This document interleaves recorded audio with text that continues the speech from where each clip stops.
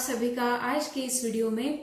आज हम लोग नवांशा कुंडली के बारे में जानेंगे कि ये नवांशा कुंडली क्या है और हमने इसको क्यों देखना चाहिए। सबसे पहले दोस्तों कि हमारा जो लग्न कुंडली होती है, D1 चार्ट जिसको हम लोग कहते हैं, वो तो सबसे ज़्यादा महत्वपूर्ण होती है। उससे ज़्यादा महत्व और किसी चार्ट को नहीं हो सकता।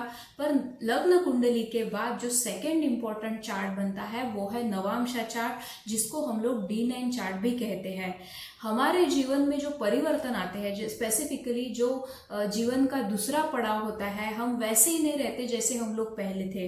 हमारे विचारों में परिवर्तन आता है, हमारी प्रायोरिटीज चेंज हो जाती है। तो यही जो चेंजेस हमारे जीवन में आते हैं उसको D9 चार्ट बताता है। D9 चार्ट को स्पेसिफिकली मैरिज के लिए देखा जाता है। वो कहा जाता है कि नवमांशाते कलत्र सुखम, कलत्र यानी कि सांसारिक सुख, क्योंकि जीवन के दूसरे पड़ाव में ज़्यादातर लोगों की शादी आज के डेट में भी होती है।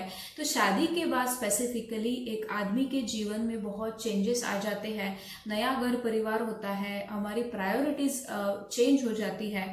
तो ये जो चेंजेस है जो जीवन के सेकंड पड़ाव में आते हैं, इसको स्पेसिफिकली नवांशा कुंडली बताती है। यानी कि हमारी आफ्टर मैरिड लाइफ, हमारी मैरिड लाइफ कैसे होगी, हमारा वैवाहिक जीवन कैसा होगा, वैवाहिक सुख कैसा होगा, इसके बारे में नवांशा कुंडली बताती है। जैसे कि बहुत बार ऐसे बहुत रेयर होता है कि एक जो हमारी लग्न कुंडली है, समझो उसमें किसी का कुंभ लगन है और नवांशा कुंडली में भी उसका कुंभ ही लगन है और बहुत से ग्रह बिल्कुल भी चेंज नहीं हो रहे हैं। ज़्यादा से ज़्यादा 1 या 2 ग्रह चेंज हो रहे हैं और जो लग्न राशि थी लग्न कुंडली में, वही नवांशा कुंडली में भी लग्न राशि है। तो ऐसे इसमें हम लोग देखते हैं कि इसके जीवन में ज़्यादा परिवर्तन नहीं आने वाले। ये जैसा पहले था शादी के बाद भी ये वैसा ही रहेगा। तो ये इस तरह से हमें नवांशा कुंडली को देखना होता है।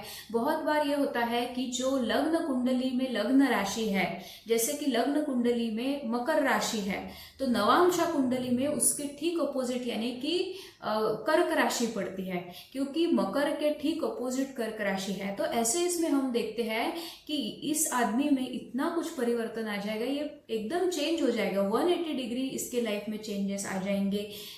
तो घर परिवार वाले इसको बोलेंगे भी कि भैया तुम शादी के बाद बहुत ज़्यादा बदल गए हो। तो इस प्रकार से हमें नवांशा कुंडली का अध्ययन करना होता है। सबसे पहले तो हमें D1 चार्ट देखना ही देखना है, उससे ज़्यादा महत्व और किसी कुंडली को नहीं है। पर हमारे जीवन में जो चेंजेस आते हैं, बहुत बार ये भी देखा जाता है दोस्तों कि जो पहले का जीवन था किसी आदमी का और शादी के बाद का जीवन ये टोटली अलग है। तो ये भी हमें नवांशा कुंडली बताती है। तो ओवरऑल नवांशा कुंडली जो है वो हमारे वैवाहिक जीवन के बारे में इंफॉर्मेशन देती है। अभी आप सोचोगे कि जिनकी शादी नहीं हुई, जो जीवन के आखिरी दम तक ब्रह्मचारी रह गए, तो क्या उनके लिए नवांशा चार्ट इम्पोर्टेंट नहीं है? तो ऐसा नहीं है दोस्तों। जीवन का जो सेकंड पड़ाव होता है वहाँ पे ज़्यादातर लोगों के विचारों में परिवर्तन आता ही आता है, हमारी प्रायोरिटीज चेंज हो जाती है। तो ये हम लोग नवांशा कुंडली से देखते हैं। और ग्रहों की जो ट्रू स्ट्रेंथ है, जो सही पोटेंशियल है, वो भी हमें नवांशा कुंडली बताती है। जैसे कि समझो किसी के D1 चार्ट में यानी कि लग्न कुंडली में शनि ग्रह बहुत अच्छे हैं, उच्च के बैठे हैं, तुला राशि में है, पर क्या सही में ये शनि ग्रह में इतना पोटेंशियल है, यानी कि ये आखिरी दम तक क्या उच्च जैसे फल देंगे? तो इसके लिए हमें D9 चार्ट देखना पड़ता है।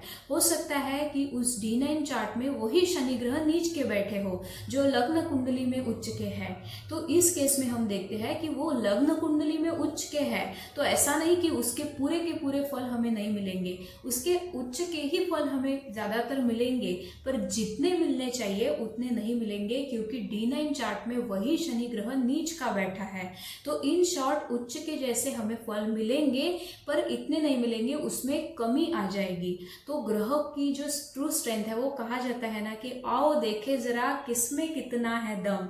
तो बस यही हमें D9 चार्ट बताता है कि किसमें कितना है दम, किस ग्रह में कितनी पोटेंशियल है। True strength of the planet, ये हमें नवांशा कुंडली बताती है। तो ये नवांशा कुंडली का इम्पोर्टेंस है। और जो एक बहुत ही जाने माने एस्ट्रोलॉजर है KN राव सर, उन्होंने ये कहा है कि स्पेसिफिकली नवांशा कुंडली ये मैरिड लाइफ के वैवाहिक जीवन के लिए देखी जाती है। जैसे मैंने कहा, तो उन्होंने ये कहा है कि जब हम लोग कुंडली मिलान करते हैं तो हमें मेन बर्थ चार्ट यानी कि लग्न कुंडली हम दोनों की मिला के देखते हैं, पर उसके साथ साथ हमें नवांशा कुंडली भी दोनों की मिला के देखनी चाहिए, क्योंकि जीवन में जो परिवर्तन आ रहे हैं उसको ये नवांशा कुंडली दिखाती है।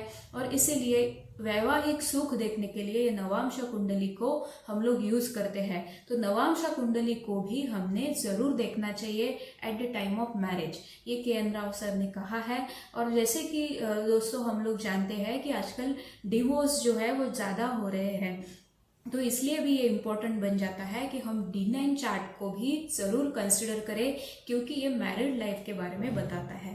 तो ऐसे ही हम लोग जानते रहेंगे नए टॉपिक्स के बारे में। By that time stay tune with the astrological inquiry. नमस्ते।